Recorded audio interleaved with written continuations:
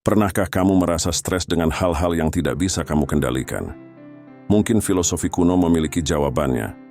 Stoicisme adalah sebuah filosofi praktis yang membantu kita fokus pada apa yang bisa kita kendalikan dan menerima dengan tenang apa yang tidak bisa kita kendalikan.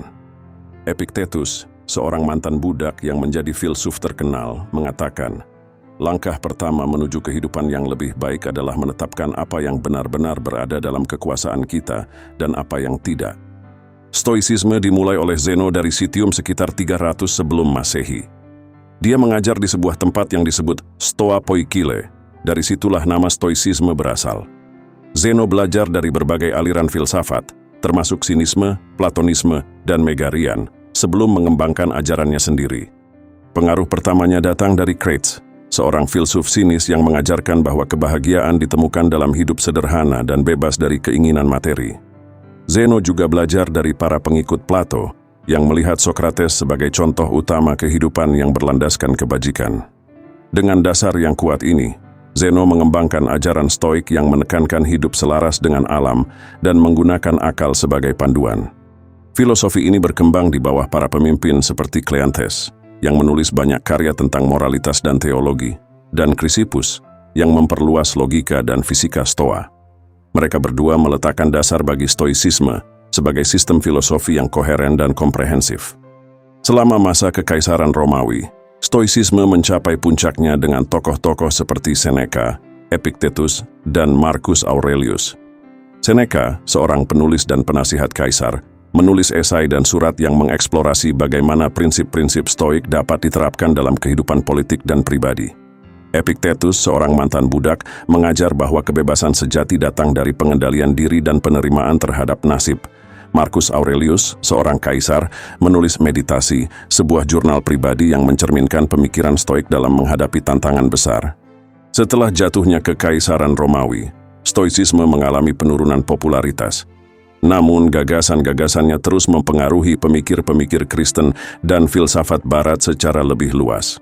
Pada era Renaissance, Stoicisme mengalami kebangkitan ketika para humanis mulai menggali kembali karya-karya klasik.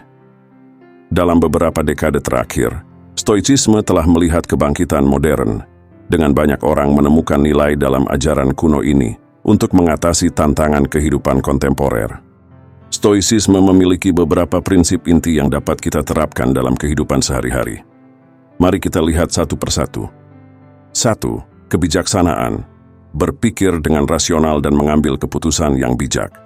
Kebijaksanaan berarti memahami dunia sebagaimana adanya dan membuat keputusan berdasarkan pengetahuan dan alasan. Sebagai contoh, Marcus Aurelius sering merenungkan tentang bagaimana segala sesuatu dalam kehidupan fana dan berubah, yang membantunya membuat keputusan yang lebih bijaksana sebagai kaisar. 2. Keadilan. Bertindak adil dalam setiap situasi, bukan hanya untuk diri sendiri tetapi juga untuk orang lain. Keadilan dalam Stoicisme mencakup konsep bahwa kita harus memperlakukan semua orang dengan adil dan hormat. Seneca dalam tulisannya sering berbicara tentang pentingnya memperlakukan budak dengan keadilan dan kemanusiaan. 3. Keberanian. Menghadapi ketakutan dan kesulitan dengan ketabahan mental dan moral. Keberanian tidak hanya tentang menghadapi bahaya fisik, tetapi juga tentang memiliki keberanian moral untuk melakukan apa yang benar. Epictetus, sebagai seorang mantan budak, menunjukkan keberanian dalam menghadapi kesulitan dan mempertahankan kebajikan dalam semua situasi. 4. Moderasi. Mengatur keinginan dan hasrat kita dengan pengendalian diri. Moderasi berarti menjaga keseimbangan dalam segala hal, mulai dari makanan dan minuman hingga emosi dan tindakan. Marcus Aurelius, dalam Meditations, seringkali merenungkan tentang pentingnya menjaga keseimbangan dan tidak berlebihan dalam segala hal.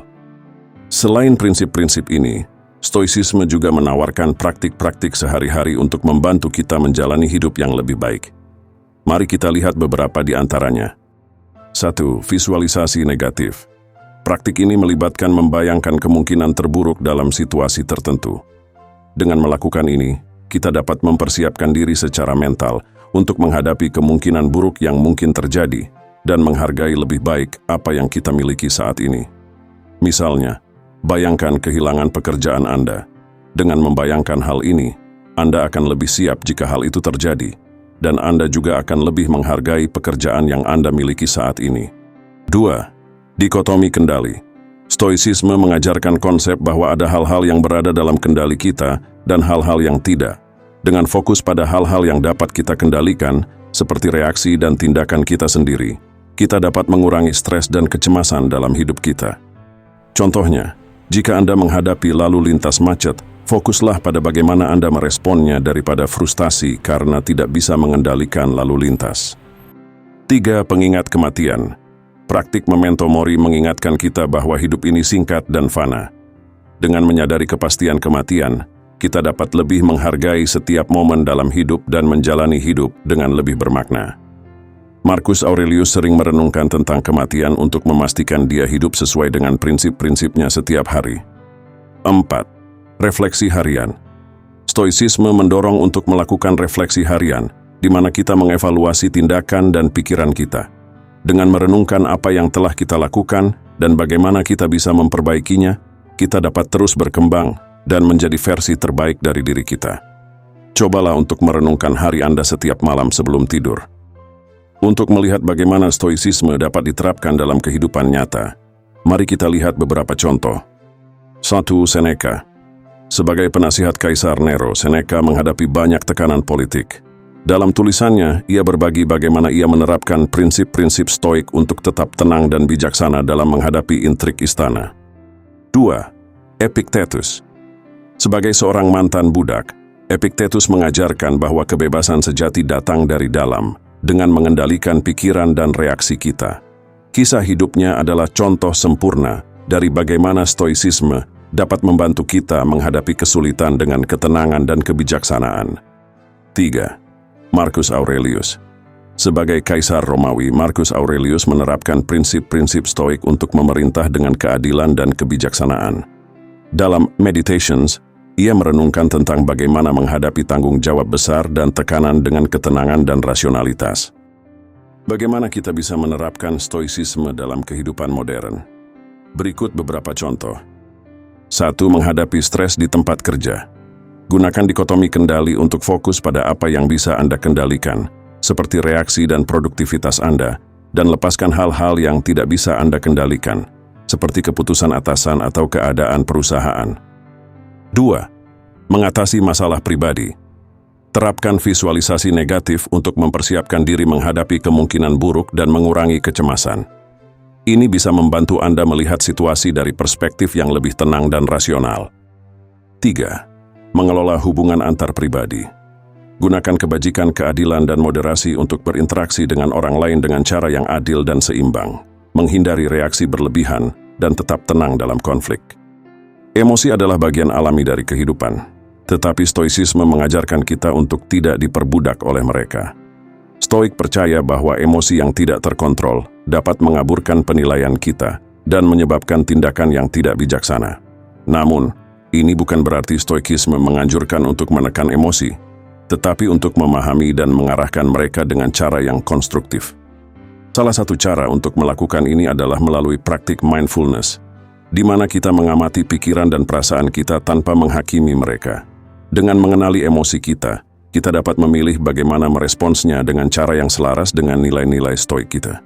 Contohnya, jika merasa marah, kita dapat merenungkan penyebabnya dan memutuskan tindakan yang paling bijaksana dan adil daripada bereaksi impulsif. Salah satu kekuatan utama stoicism adalah kemampuan untuk membangun ketahanan mental. Dengan mempraktikkan prinsip-prinsip stoik, kita dapat menjadi lebih kuat dalam menghadapi tantangan hidup. Sebagai contoh, dalam menghadapi kegagalan, kita dapat menggunakan kebijaksanaan untuk belajar dari pengalaman, keberanian untuk mencoba lagi, keadilan untuk tetap menghormati diri sendiri dan orang lain, serta moderasi untuk menjaga keseimbangan emosional kita. Tokoh-tokoh seperti Nelson Mandela dan Viktor Frankl telah menunjukkan bagaimana prinsip-prinsip stoik dapat membantu seseorang bertahan dan bahkan berkembang dalam kondisi yang sangat sulit. Mandela, selama 27 tahun penahanan, menunjukkan keberanian dan ketenangan yang luar biasa. Frankl, dalam kamp konsentrasi Nazi, menemukan makna dalam penderitaan dan membantu sesama tahanan dengan pendekatan yang mirip dengan stoicisme.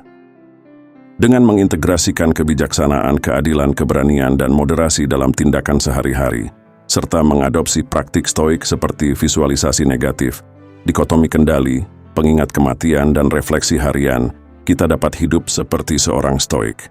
Filosofi ini tidak hanya membantu kita menghadapi tantangan hidup dengan lebih baik, tetapi juga membawa kita menuju kehidupan yang lebih bermakna dan harmonis. Mulailah hari ini dengan merenungkan satu hal yang bisa Anda kendalikan. Jangan lupa untuk like, subscribe, dan bagikan video ini jika Anda merasa bermanfaat. Terima kasih telah menonton. Sampai jumpa di video berikutnya.